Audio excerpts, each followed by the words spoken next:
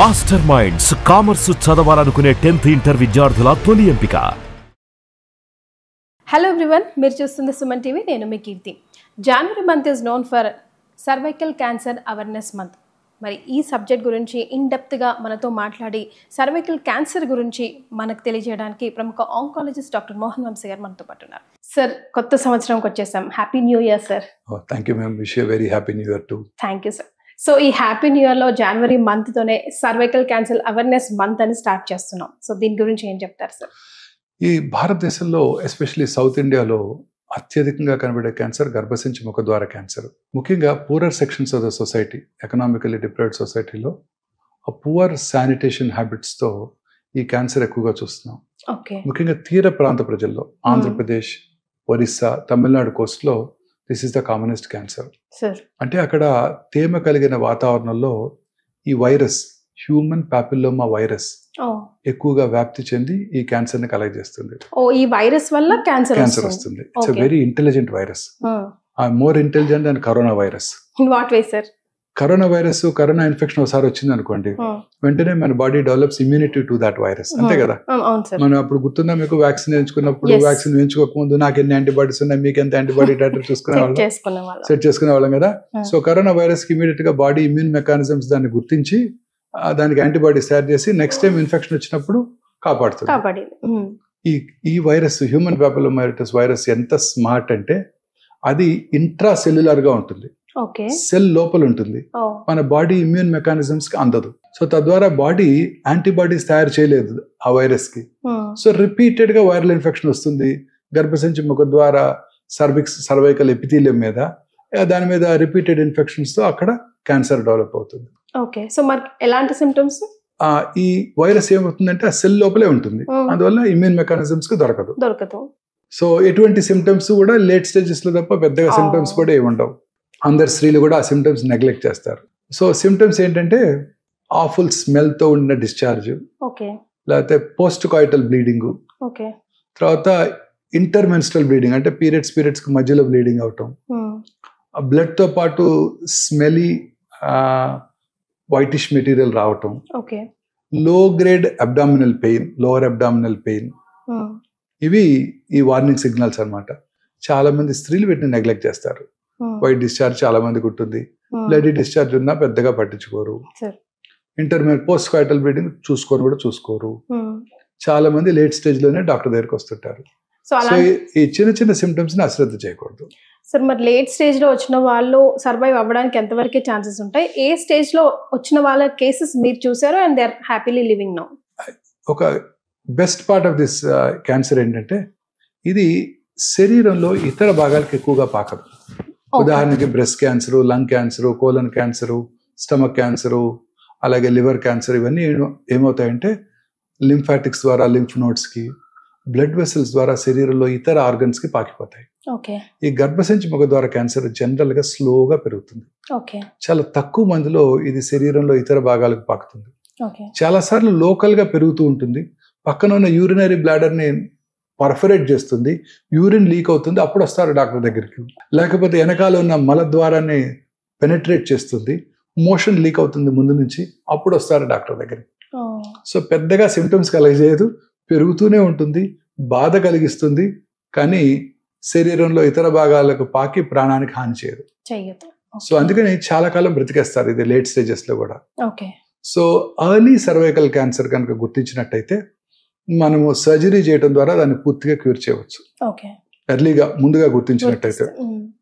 చాలా సార్లు best part of this cancer ఏంటంటే దీనికి లాంగ్ ప్రీ క్యాన్సరస్ ఫేజ్ ఉందండి. అంటే క్యాన్సర్ రాకముందే దీన్ని గుర్తించవచ్చు. అండ్ దీన్ని ప్రివెంట్ కూడా చేయవచ్చు. ఇది మోర్ ఇంపార్టెంట్ మనకి. సో ముందు ఎలా గుర్తించవచ్చు? ఈ ప్రీ క్యాన్సరస్ ఫేజ్ అంటే ఏంటంటే కొన్ని సంవత్సరాల పాటు ఇది ప్రీ క్యాన్సరస్ ఫేజ్ లో ఉంటుంది, ఆ తర్వాత క్యాన్సర్ గా మారుతుంది. సో సింపుల్ క్లినికల్ ఎగ్జామినేషన్, చిన్న పాప్స్మియర్ టెస్ట్ చేయడం ద్వారా, పాప్స్మియర్ టెస్ట్ అంటే వెరీ సింపుల్ టెస్ట్, స్క్రేపింగ్స్ తీసుకొని దాన్ని స్లైడ్ మీద పెట్టి పరీక్ష చేసినట్టయితే ఆ ప్రీ క్యాన్సర్ ఫేజ్ లో ఉందా, క్యాన్సరస్ ఫేజ్ లో ఉందా ఈజీగా చెప్పేస్తారు పెథాలజిస్టులు. సో ప్రీ క్యాన్సర్ ఫేజ్ లోనే మనం ముందుగా గుర్తించామనుకోండి, అప్పుడే మనం రెమిడియల్ మెషర్స్ తీసుకుంటే, సర్జరీ కనుక చేసినట్టయితే క్యాన్సర్ని ప్రివెంట్ చేయవచ్చు. ఎస్, కానీ ప్యాప్స్మియర్ చేయించుకోవాలన్న థాట్ కూడా మాకు రావాలి కదా. రావాలి, ఎస్, వెరీ కరెక్ట్. సో జనరల్గా ఇప్పుడు ఏం చేస్తున్నారంటే, ఇది there was a pilot project in south India. ఇదేంటంటే మన ప్రతి 5,000 మంది పాపులేషన్కి ఒక ఫీమేల్ హెల్త్ వర్కర్ ఉంటారు. ఇప్పుడు వీళ్ళందరినీ కూడా ట్రైన్ చేశారు, ముఖ్యంగా తమిళనాడులో. When I was very young in cancer institute Adyar, అప్పుడే స్టార్ట్ అయింది ప్రోగ్రామ్. సో అందుకని క్యాన్సర్ ఇన్సిడెంట్స్ ఇప్పుడు బాగా తగ్గిపోయిందండి. సో వే బ్యాక్ ఇన్ 1991లోనే ప్రోగ్రామ్ స్టార్ట్ చేసింది యూనియన్ గవర్నమెంట్. అదేంటంటే to train each of this health worker to identify abnormal cervix, clinical గా చూసి ప్యాప్స్మియర్ చేయకుండా వాళ్ళని referral centre, districts headquarters hospital తీసుకురావటం, అక్కడ ప్యాప్స్మియర్ చేయటము, వాళ్ళని ఐడెంటిఫై చేయటము, క్యాన్సర్ ముందు ఫేజ్ లో గుర్తించటము, ప్రివెంట్ చేయడం జరుగుతుంది. దీన్ని సెకండరీ ప్రివెన్షన్ అంటాం. అంటే క్యాన్సర్ రాకముందే దాన్ని గుర్తించి క్యూర్ చేసుకోగలటం. So this is quite possible. మన ప్రజలందరికీ ఇది వెరీ సింపుల్ టెస్ట్, ఇన్ఎక్స్పెన్సివ్. మన ఎవ్రీ గైనకాలజిస్ట్ వాళ్ళ ఆఫీస్లోనే పరీక్ష చేసేయగలరు. కానీ చేయమని కూడా ఈవెన్ పేషెంట్ చెప్పాలి, లైక్ పీపుల్ చెప్పాలి, అండ్ గైనక్ కూడా సజెస్ట్ చేయాలి కదా సార్, చేసుకోండి పలానా టైంకి అని. యా, ప్రతి gynaecologist they are aware now. వాళ్ళు రొటీన్ గా చెకప్ వచ్చినప్పుడు they must examine the breast of the women and teach them how to examine them self. So ప్రతి స్త్రీ కూడా ఎప్పుడొకప్పుడు లేడీ డాక్టర్ దగ్గరికి వెళ్తుంటారు. అప్పుడు ఒకసారి వారితో పరీక్ష చేయించుకోవటం, బ్రెస్ట్ ఎగ్జామినేషన్, తర్వాత నేర్చుకోవటం ఎలా సెల్ఫ్గా ఎలా అవేర్నెస్ తెచ్చుకోవాలి, ఎలా బ్రెస్ట్ ఎగ్జామినేషన్ చేసుకోవాలి, ఏమేమి మార్పులు ఉంటే డాక్టర్ దగ్గరికి రావాలి. అదే టైంలో క్లినికల్ ఎగ్జామినేషన్, ఒకసారి లేడీ డాక్టర్ కనుక ఎగ్జామినేషన్ చేస్తే చాలా ఈజీగా ఐడెంటిఫై చేయగలుగుతారు. నార్మల్గా ఒక ప్యాప్స్మియర్ తీసేసుకుంటే చాలా ఈజీగా ప్రీ క్యాన్సర్ ఫేజ్ని గుర్తించవచ్చు. వెరీ సింపుల్, ఇది ఇన్ఎక్స్పెన్సివ్ టెస్ట్. చాలా మన ఇండియన్ ఎన్విరాన్మెంట్ లో చాలా ఈజీగా చేసేయగలుగుతాం. తద్వారా దీన్ని గుర్తించవచ్చు. దీన్ని సెకండరీ ప్రివెన్షన్ అంటాం. దీనికి ప్రైమరీ ప్రివెన్షన్ కూడా ఉంది. ప్రైమరీ అంటే అసలు రాకుండా చేయటం, అది వ్యాక్సినేషన్. ఈ మనకి కాజ్ అండ్ ఎఫెక్ట్ తెలుసు. హ్యూమన్ పాపిలోమాటస్ వైరస్ ఇన్ఫెక్షన్, దీనివల్ల వచ్చే ఎఫెక్ట్ క్యాన్సర్ సర్విక్స్. సో అందుకని సైంటిస్టులు దీనికి వ్యాక్సిన్ కనుక్కున్నారు. సో ఈ వైరస్ వెరీ స్మార్ట్. బట్ ఈ వ్యాక్సిన్ ఏం చేస్తుందంటే మనలో, మన స్త్రీలలో, పిల్లల్లో, ఆడపిల్లల్లో ఇమ్యూనిటీని పెంచుతుంది. పెంచి it make sure that repeated viral infections do not అక్కర్. Repeated గా వైరల్ ఇన్ఫెక్షన్స్ రాకపోయినట్టయితే మనము ఆ క్యాన్సర్ని ప్రివెంట్ చేయవచ్చు. సో చాలా సింపుల్. 10 to 12 years రాగానే ఈ వ్యాక్సిన్ కనుక మనం ఇచ్చేసినట్టయితే మన పిల్లలందరికీ, ఆడపిల్లలందరికీ సెల్ ఫోన్ కొనివ్వకుండా అదే కాస్తో ఈ వ్యాక్సిన్ కనుక ఇచ్చినట్టయితే పూర్తిగా మనం మసూచిని, పోలియోని ఎలా ఎరాడికేట్ చేసామో అలా ఈ క్యాన్సర్ని కూడా ఎరాడికేట్ చేసుకోవచ్చు. సార్, ఇప్పుడు రాని జబ్బులకు ఎందుకు వ్యాక్సినేషన్ అని జరుగుతున్న డిబేట్ కి మీ word? This is a very common problem అండి సౌత్ ఇండియాలో. ఇది రాని జబ్బు కాదు, ఇది ఖచ్చితంగా చాలా కామన్ ప్రాబ్లం. ఛాన్సెస్ ఎక్కువగా ఉన్నాయి. ఈ ఒక్క వ్యాక్సిన్ అతి తక్కువ ఖర్చుతో ఇప్పటికి అందుబాటులో ఉంది. లాస్ట్ టైం నేను మన్మోహన్ సింగ్ గారు ప్రైమ్ మినిస్టర్గా ఉండగానే వారు మెర్క్ కంపెనీతో డిస్కస్ చేసి ఈ వ్యాక్సిన్ ఇండియాలో చాలా తక్కువ ఖర్చుగా అందుబాటులో తీసుకొచ్చారు. ఇప్పుడు ప్రెసెంట్ గవర్నమెంట్ ఇండియాలోనే ఈ వ్యాక్సిన్ తయారు చేసి మన పిల్లలందరికీ ఫ్రీగా ఇవ్వాలనుకుంటుంది. మన బడ్జెట్ లో the present finance minister announce చేశారు, ఇది ఫ్రీగా మన పిల్లలందరికీ అందిస్తామని. సో ఫ్రీగా అందిస్తామని. సో ఈ వ్యాక్సిన్ ఇవ్వటం ద్వారా 016 కానీ 026 కానీ 2-3 డోసేజ్ స్కెడ్యూల్స్ ఉన్నాయి.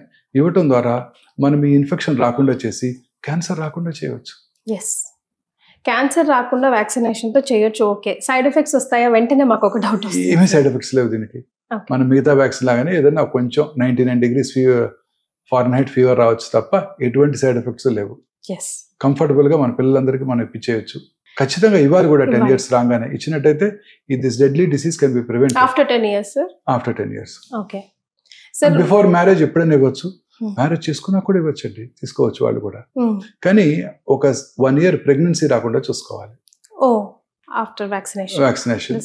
సో మ్యారేజ్ అయిన తర్వాత కనుక ఈ వ్యాక్సిన్ తీసుకోవాలనుకుంటే ముందుగా చెక్ చేసుకోవాలి ఆల్రెడీ డిసీజ్ వచ్చిందా లేదా అనేది. లేట్గా వ్యాక్సిన్ తీసుకున్నా కూడా, అంటే ఇప్పుడు 10-12 years వ్యాక్సిన్ తీసుకుంటే వాళ్ళకి ఆ తర్వాత ఫ్యూచర్లో ప్యాప్స్మియర్ కూడా ఏం అవసరం లేదు అసలు.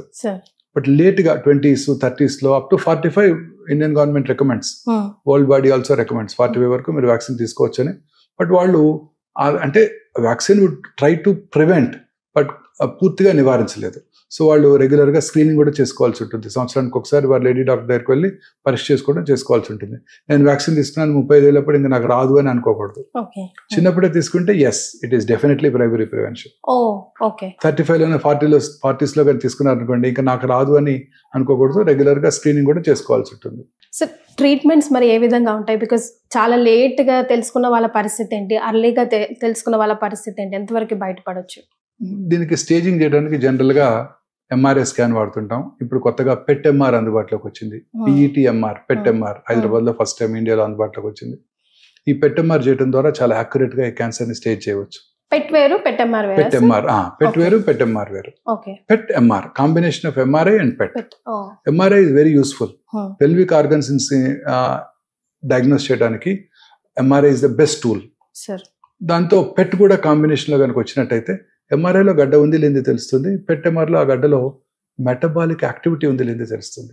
మెటబాలిక్ యాక్టివిటీ ఉన్నట్టయితే అది క్యాన్సర్ కావచ్చు. సో ఫర్ ఎగ్జాంపుల్ గర్భసంచి ముఖద్వార క్యాన్సర్ని మనం ఎంఆర్ఐ చేసినప్పుడు ట్యూమర్ని విజువలైజ్ చేసాము, పక్కనే వచ్చిన నోడ్ కనపడింది. నెక్స్ట్ క్వశ్చన్ అడుగుతారు, ఆ నోడ్ కూడా క్యాన్సరా డాక్టర్ గారని. అది మనకి పెట్ ఎంఆర్లో తెలుస్తుంది. సో పెట్ ఎంఆర్ చేయడం ద్వారా మనం యాక్యురేట్గా స్టేజ్ చేసుకొని అర్లీగా కనుక మనం గుర్తించినట్టయితే రాడికల్ హిస్టెక్టమీ అంటే గర్భసంచిని దూరంగా తీసేయడం ద్వారా మనం ఈ క్యాన్సర్ని పూర్తిగా క్యూర్ చేయవచ్చు. ఓల్డెన్ డేస్లో పెద్దగా కోత కోసి సర్జరీ చేసేవాళ్ళం. ఇప్పుడు కీ హోల్ పద్ధతిలో చేస్తున్నాం. అంటే జస్ట్ 4 to 5 హోల్స్ చేయడం ద్వారా మనం ఈ క్యాన్సర్ని చక్కగా పూర్తిగా కీ హోల్ పద్ధతిలో చేయడం వల్ల అడ్వాంటేజ్ ఏంటంటే హై డెఫినిషన్ డిజిటల్ కెమెరాస్తో చాలా కేర్ఫుల్గా మనం ప్రతి ఆర్గన్ని ఐడెంటిఫై చేయగలుగుతాము. క్యాన్సర్ ఎక్కడుంది, ఎంత దూరం పాకిందో 16 to 17 times మ్యాగ్నిఫైడ్ ఇమేజ్ ని ఆపరేషన్ రూమ్ స్క్రీన్ మీద చూస్తూ సర్జరీ చేయడం చాలా కంఫర్టబుల్ గా ఉంటుంది సర్జన్ కి, పేషెంట్ కూడా. ఈ గర్భసంచి ముఖద్వారం పక్కన వైటల్ ఆర్గన్, యూరినరీ బ్లాడరు, వీటికి వెళ్ళే నర్వ్స్ ని చాలా ఈజీగా ఐడెంటిఫై చేసి ఆ నర్వ్స్ ని ప్రిజర్వ్ చేస్తూ నర్వ్ స్పేరింగ్ రాడికల్ హిస్టెక్టమీ చేస్తూ ఎటువంటి సైడ్ ఎఫెక్ట్స్ లేకుండా సర్జరీ చేయడానికి అవకాశం ఉంది. అండ్ ఈ కీ హోల్ పద్ధతి ద్వారా సర్జరీ చేసినప్పుడు తొందరగా రికవర్ అయిపోతారు పేషెంట్స్.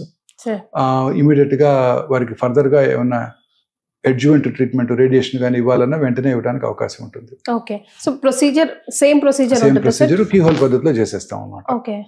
సో లేట్ స్టేజెస్ లో డయాగ్నోస్ చేసినప్పుడు స్టేజ్ 2B, స్టేజ్ 3, స్టేజ్ 4లో వీళ్ళందరికీ రేడియోథెరపీ ద్వారా ప్లస్ రేడియోథెరపీతో పాటు కంకరెంట్ కీమోథెరపీ ద్వారా వీళ్ళని ఇప్పటికీ కూడా క్యూర్ చేయవచ్చు. ఈ రేడియోథెరపీలో కూడా అనేక నూతన చికిత్సా పద్ధతులు ఇప్పుడు అందుబాటులోకి వచ్చాయి. అందులో ముఖ్యమైనది artificial intelligence powered linear accelerator. అంటే కృత్రిమ మేధస్సుతో కూడిన పనిచేసే radiation delivery systems. Linear accelerator అనేది రేడియేషన్ డెలివరీ అపారటస్ అన్నమాట.